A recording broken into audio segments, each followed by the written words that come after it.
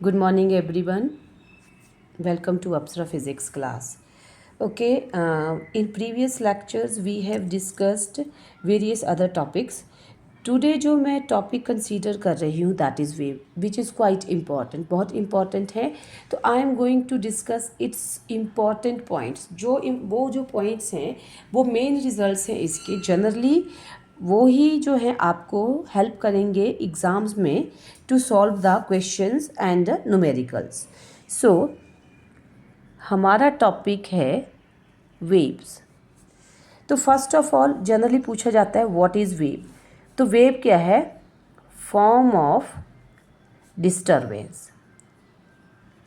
Wave is form of disturbance that requires material medium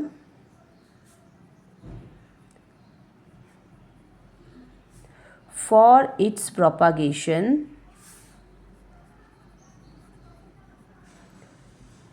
due to repeated periodic motion of particles. तो देखिए इसमें हमारे पास main क्या आया, वेव क्या है? पहले तो it is the form of a disturbance है. And secondly it requires material medium. Necessity है material medium for its propagation due to particles. कैसे हैं? Repeated periodic motion. तो जो पार्टिकल्स होते हैं वेव्स में वो फॉलो करते हैं रिपीटेड पीरियोडिक मोशन. तो ये हमारे पास आया वेव का. अब ये जो वेव्स हैं हमारे पास these are of two types के अब हमारे पास वेव्स आ रहे हैं. फर्स्ट है मैकेनिकल वेव्स और दूसरी हैं आपकी इलेक्ट्रोमैग्नेटिक वेव्स. तो इनके इम्पॉर्टेंट पॉइंट्स डिस्कस करते हैं. अब देखिए हमारे पास जो है ये मैकेनिकल वेव्स. मैकेनिकल वेव्स जो हैं इनको हम इलास्टिक वेव्स भी बोलते हैं. इलास्टिक वेव्स इसलिए because they depends upon elastic properties of medium. उसके इनर्शिया के ऊपर उसके जो इलास्टिक प्रॉपर्टीज़ हमारे पास आती हैं तो इनर्शिया, फ्रिक्शन उनके ऊपर डिपेंड करता है. ये इलास्टिसिटी के ऊपर डिपेंड करती हैं मैकेनिकल वेव्स. अब ये जो वेव्स हैं मैकेनिकल वेव्स इनको मटेरियल मीडियम की ज़रूरत है फॉर देयर प्रोपागेशन. तो जनरली इनके एग्जांपल कौन सी कैटेगरी आती है मैकेनिकल वेव्स में? ये है एक sound wave in water, second water waves, third waves in solid and liquid. ये जो है क्वाइट इम्पॉर्टेंट. जनरली स्टूडेंट्स क्या करते हैं, कंसीडर इट कि एग्जाम्पल्स हैं तो लीव करते हैं. आपके जो कंपटीशन है उसमें आपके पास ये ऑप्शन दिए होते हैं.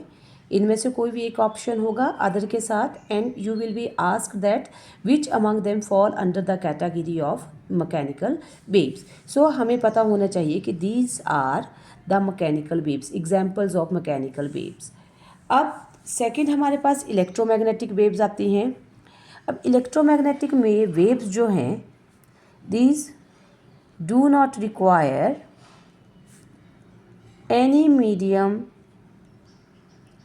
For their propagation. इनको अपने प्रोपागेशन के लिए मीडियम का ज़रूरत नहीं है. अब second having electric and magnetic field perpendicular to each other. Electric और मैग्नेटिक फील्ड परपेंडिकुलर है each other and perpendicular to direction of propagation of wave. अब हमारे पास ये जो हमारी इलेक्ट्रोमैग्नेटिक वेव्स होती हैं ये ट्रैवल करती हैं with speed of light 3 × 10⁸ metre per second. Even these can travel in vacuum. आपकी जो ये वेव्स हैं ये वैक्यूम में भी ट्रैवल करती हैं।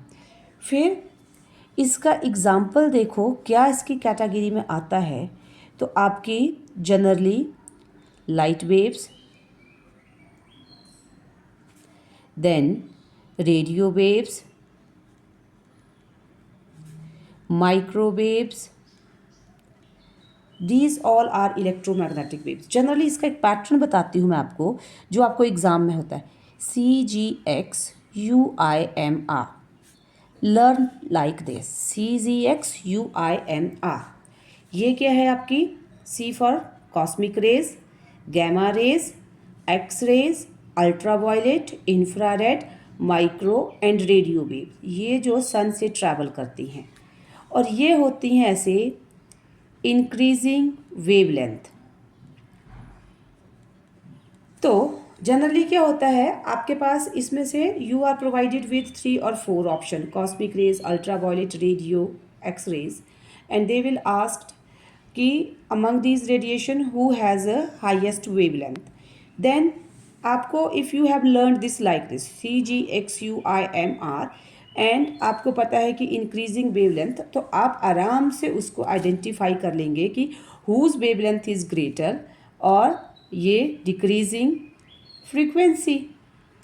अगर वेवलेंथ इंक्रीजिंग है तो फ्रीक्वेंसी इज़ डिक्रीजिंग। तो ये हैं हमारी electromagnetic waves which do not require any medium for their propagation.